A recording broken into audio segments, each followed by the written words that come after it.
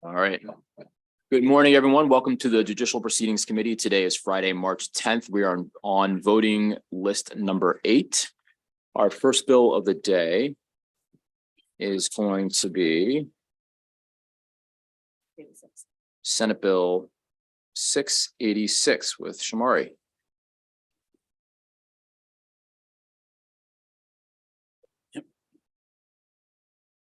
Senate Bill 686 alters the definition of sexual abuse for purposes relating to civil actions for child sexual abuse. It repeals the statute of limitation of 20 years, allowing an action to be filed at any time. The bill sets a cap on damages for a single claimant against a single defendant for a single incident or occurrence at 1.5 million. And it sets a cap for claims brought against a state, a local government, or a board of education at 850,000. As amended, as there's an amendment in your packet as well, and I'm going to just go through the pages of the bill, the reprint. If you have that in your packet, you have that in your packet as well. And so page 1, there's just technical changes made to the purpose paragraph and to the function paragraphs. If you go to page 2, the unnatural and perverted sexual practices language is changed to any other sexual conduct that is a crime. To explain that from the bill that we passed over. And that is from the bill we had on unnatural and perverted practices, just to conform the language to that.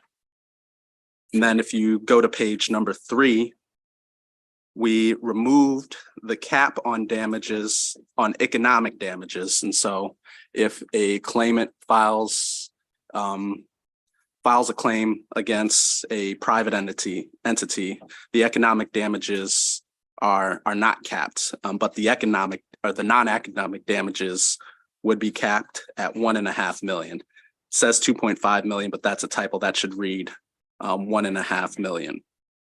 And so if you look at Part D, the new Part D on page 3 of the reprint, you have no action for damages that would have been barred by a time limitation before October 1st, 2023 may be brought under this section if the alleged victim of abuse is deceased at the commencement of the action. What that does is essentially prevents deceased plaintiffs from or estates, heirs from filing suits on behalf of a deceased victim of sexual abuse. But to be clear, if you've started a suit and then you pass away, your estate can still carry that on. Correct. And so at the commencement of the action, plaintiff just has to be living. If they died during the course of the litigation, that action would still be viable.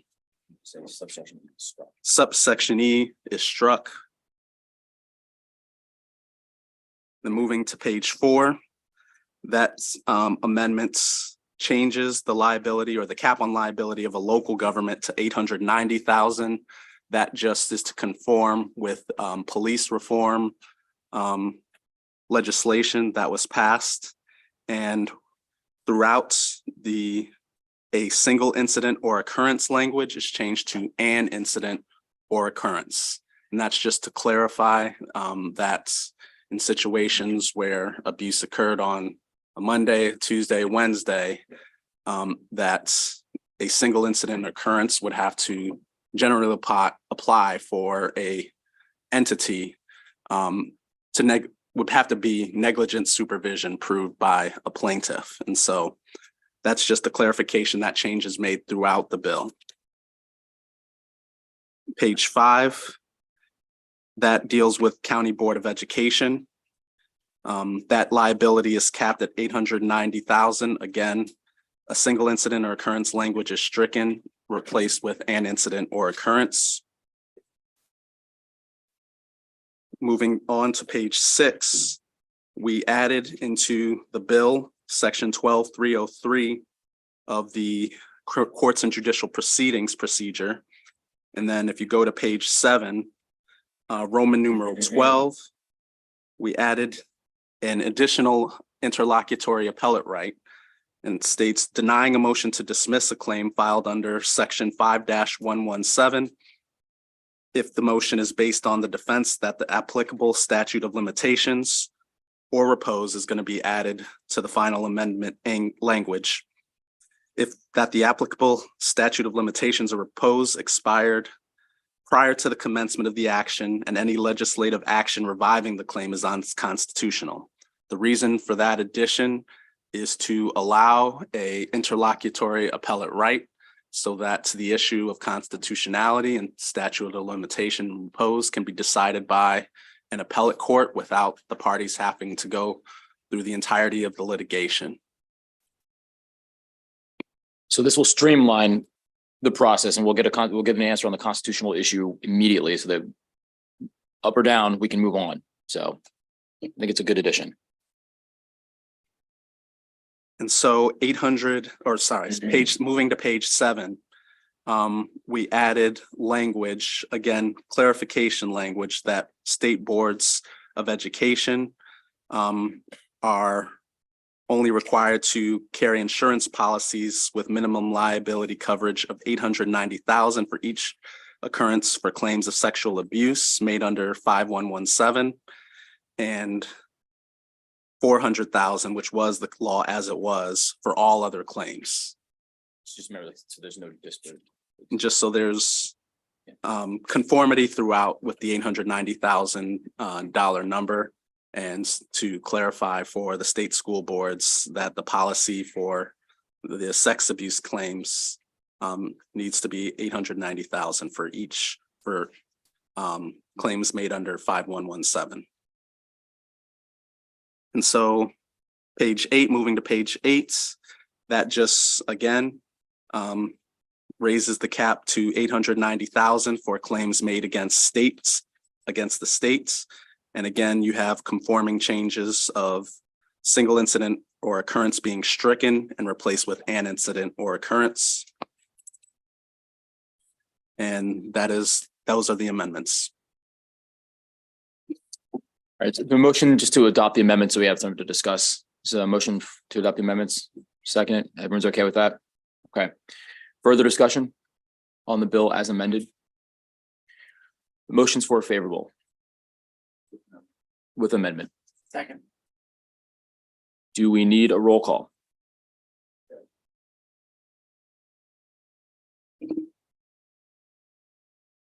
Vice Chair Waldstreicher, Yes. Senator Sidnor, Yes. Senator West, No. Senator Muse, Yes. Senator Folden, Yes. Senator James, Yes. Senator Washington, Yes. Senator Kelly, Yes. Senator McKay, Yay. Senator Carter. Yes. And as I'm last, may I explain my vote for a moment? I I just want to take a minute. When I came here back to the Senate in 2018, there was a bill not as well drafted as the one before us today. It's taken years and a lot of stakeholders to work on, and I'm comfortable with the bill that's before us today. I was not aware of what had happened in 2017, as I find out most of the senators were not aware, but I wasn't in the legislature in 2017. And so it was an entire discussion I hadn't been privy to. I had known that years ago in the House of Delegates, we had increased the statute of limitations from 20 years after the age of majority. And I thought that was progress. And so I was reticent in 2018 or 2019 to pass the law that was before us at that time. As a result of that, I received a lot of condemnation, and maybe rightfully so, but I really didn't do it out of anything other than unreadiness at the time, and I had not been lobbied at all. Over these years, I've watched the documentaries, I've listened to the testimony, I've questioned the advocates. I have still continuing concern and pain. I have pain. I have a lot of pain, not only about the abuse that has occurred en masse to victims in this situation. I have pain also about, and I talk about it quite a bit, that we continue to ignore the tragedy of lead paint poisoned victims, mainly Black children, over decades and decades and decades, when the evidence is clear that paint companies were aware that this lead was toxic. These children are permanently brain damaged. Their caps on liability was $17,000 until 10 years ago. $17,000. And now it's in line. It's not with this bill, but it's in line with the regular tort claims that we do for most cases. But they are still capped at 3 years after their 18th birthday and no claims at all after the age of 21. Oftentimes the damage is not discovered until much later. And so I think this is a step in the right direction, but I think that we have an obligation to entertain addressing that issue and ensuring fairness and equity across the board. And this is not to take anything away from this. The advocates on this bill, the proponents of this bill have been at this for a very long time. And I celebrate with them the victory of this legislation, but I still implore this body to address other victims, particularly lead poisoned victims, and to also address issues that affect poor Black children that often we instead demonize and vilify and talk about the worst acts, the violence. Lead poisoning is a precursor to violence. It's a precursor to juvenile delinquency, truancy, drug abuse, all of the ills. And so we have an obligation to the extent that we care about equity and justice, and particularly public safety, even if we only care about public safety, to address that issue. Thank you. I happily, but I felt an obligation to talk about that as well. Thank you. Chairman Smith, do you want to? Of course, yes. I'd like to vote first and then I'll give you. Yes. Well said, Senator Carter. I probably vote yes. Senator West. Thank you very much. Very brief.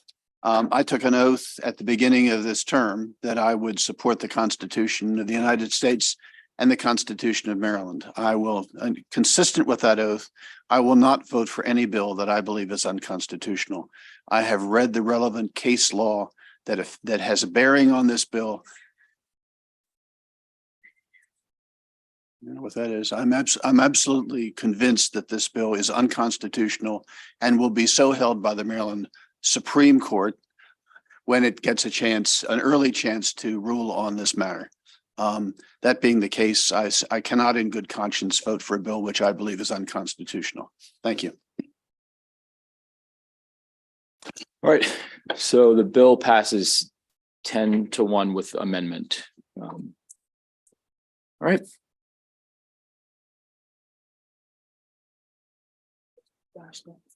Josh, we have you up next with Senate Bill 545. Senate Bill 545 limits the generally applicable hours during which a person in possession of a vehicle that has been towed or removed from a parking lot is required to provide an opportunity for the vehicle owner to retake possession. Under the bill, the general would be that the vehicle must be available from 6 a.m. to midnight at a minimum, rather than the current law of 24 hours a day. I would note that the relevant statute provides that a local jurisdiction may implement a law which imposes stricter requirements on towers.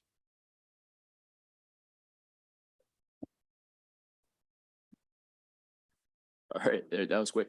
It's a motion for a favorable. It's been seconded. Further discussion? Do we need roll call? This is Senate Bill 545.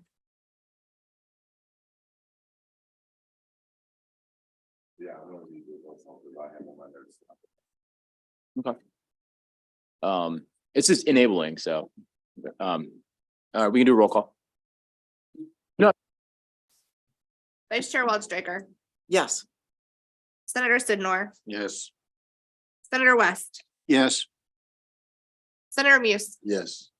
Senator Folden, I'm gonna vote no, and I'd like to explain my no vote is because I don't think we should be prohibiting someone's opportunity to pick up a vehicle at any time during the night. I believe the correct action would be to charge a fee for such service after those hours, but to arbitrarily say that no, that is not a time that you can come get your vehicle after hours when it may be someone, a young woman left out in the middle of a strange area in the state and unable to get their vehicle. I wholly for that grounds. And I did speak with the towers afterwards and they seemed amenable to that, but in its current posture and just allowing them to shut down and people not able to get their vehicle to go to work the next day or get home at that very moment, I do take a hard line no and opposition to that. So with that, I'll say no. Thank you.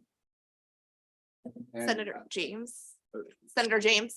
I vote no. I'm very worried about the public safety implications of this bill. Senator Washington. I vote no. Senator Kelly. I love the sponsor, but I'm gonna be a no on this one. You got me on the next one though. Senator McKay. Yes. Senator Carter. Yes. Chairman Smith. 7-4. Yes.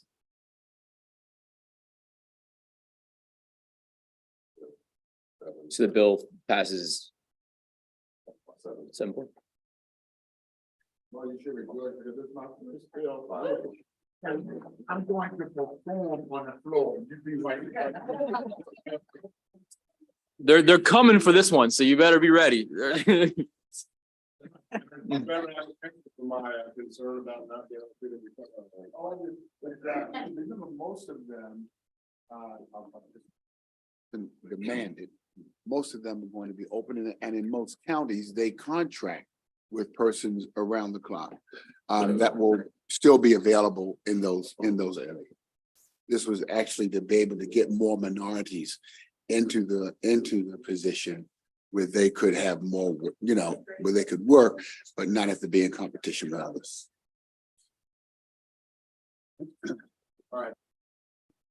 Senate, Shamar, it's Senate Bill 291. Senate Bill 291 establishes that a provision in the contract relating to use of a recreational facility that purports to release the facility from or indemnify against liability for bodily injury caused by or resulting from the negligence or other wrongful acts of the recreational facility is void and unenforceable. There is an amendment in your packet.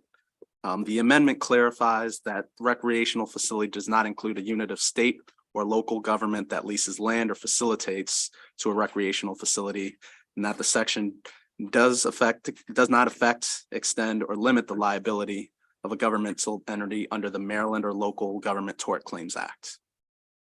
Move the amendment. Second amendment. All right, now the bill's before you as amended. Further discussion. Is everyone okay with the amendment? Yeah, we approved it.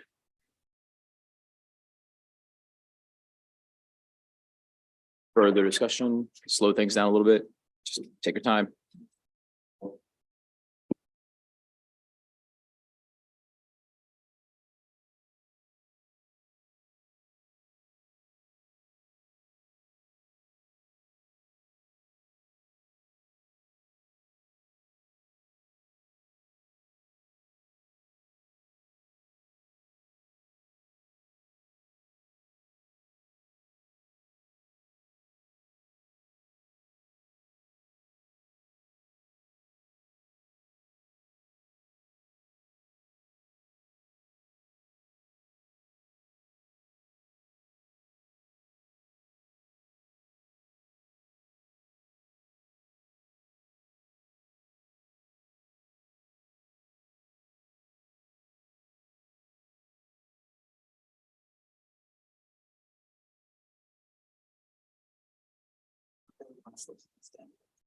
Right, I have slip. We got delegations there. Yep. It's, I mean, it's open. So does you want to make a motion? All right, so the bills before you as amended, is there a motion? Okay, so there's a motion for favorable with amendment. Second, is everyone okay? All right, so do we want to do a roll call? Okay, okay. You okay? Okay. All right, so Then do a roll call. just two. Yeah. Senator Fold and Senator McKay are going to be recorded in the negative. So the bill passes 9-2. That's why it passed.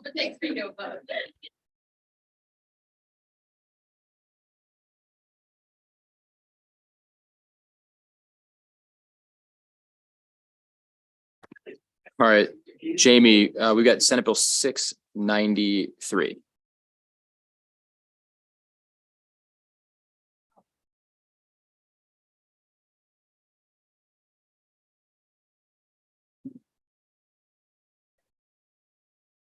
Thank you, Mr. Chair.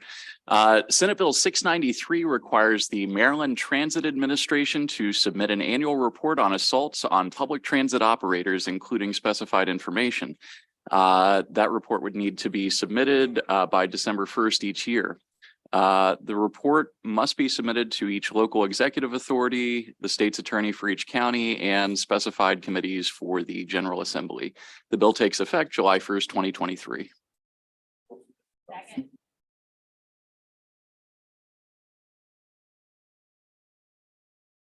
You okay? Oh. Motions for favorable has been, I'm sorry, Senator. The date from December 1st to make it a whole calendar year, make the report due by January 30th. Hold on. We talked about it. Is that the same bill? That's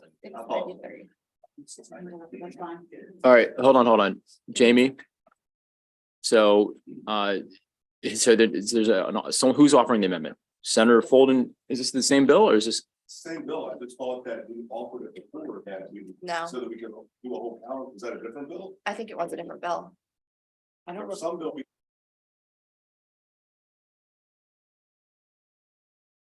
Year, we decided.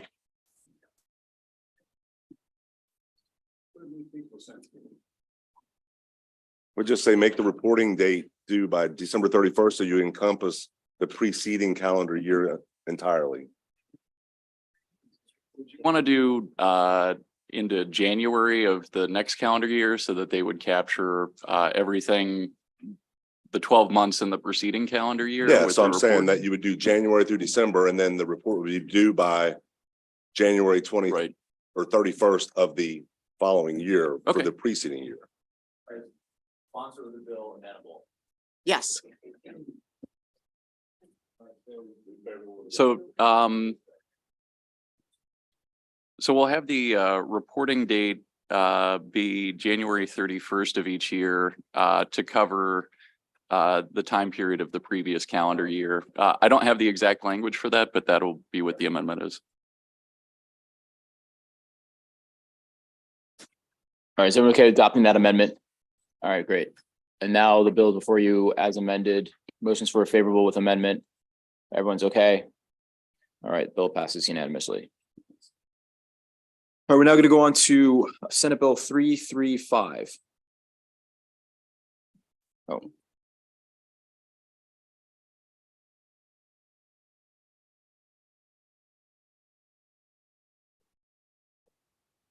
Senate Bill 335 authorizes a municipality to execute and record a restrictive covenant modification to an unlawfully restrictive covenant. The subject property is within the boundaries of the municipality and specified notice requirements are satisfied. Person with an ownership interest in the property may decline to have the modification executed and recorded by notifying the municipality within 30 days after the date of the required notice. There is an amendment in your packet. That amendment just adds counties to the entities, to municipalities, and that they can also execute a modification to these restrictive covenants. I like this bill. Can we adopt the amendment first? All right, it's good. All right, the amendment's been adopted. The bill's before you as amended. Motions were favorable. It's been seconded. Everyone's okay. All right, all recorded in the affirmative. All right, Jamie, I'm gonna go to Senate Bill 336. Sure.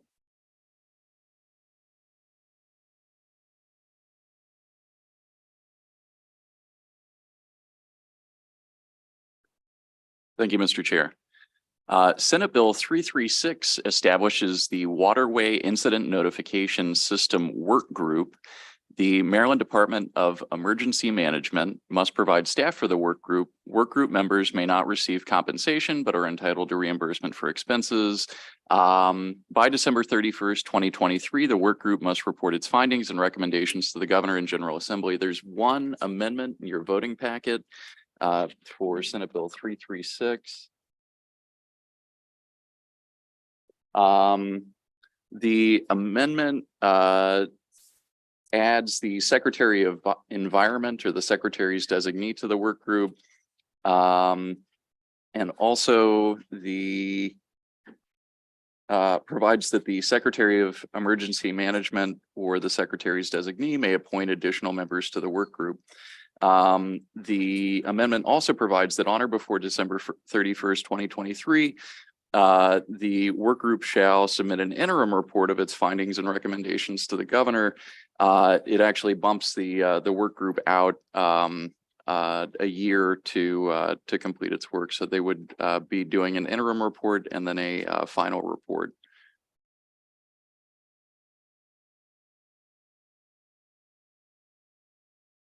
Senator, I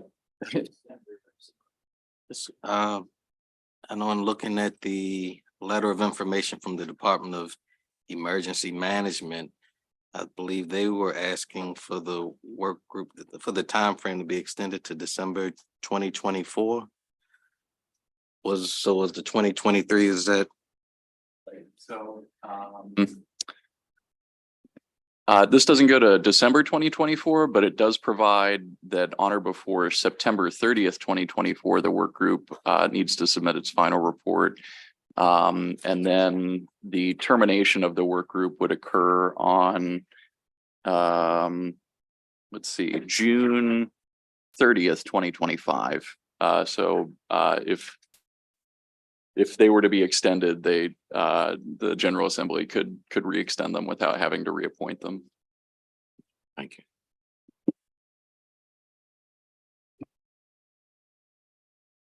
we didn't. So can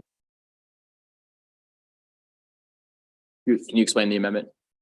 Yeah, can we adopt the amendment? Sorry. Is everyone okay adopting the amendment? Yes. Okay. Now the bill is before you as amended. Discussion. Motions for favorable with amendment. Is everyone okay being recorded in the affirmative?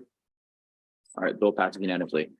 All right, we're gonna cut things short because we've got delegation photos and we've let's do the withdrawn. Sorry, we'll do the withdrawn and then we'll. Montgomery County has a photo. I wish I would have known. I forgot and I did not put in anything fancy. Yeah, I know. All right, so there is a motion for, let's see, hold on. How many withdrawals do we have here? 1. 657. Senate Bill 657, motion unfavorable, withdrawn. Everyone's okay? Excellent. All right, see you guys on the floor.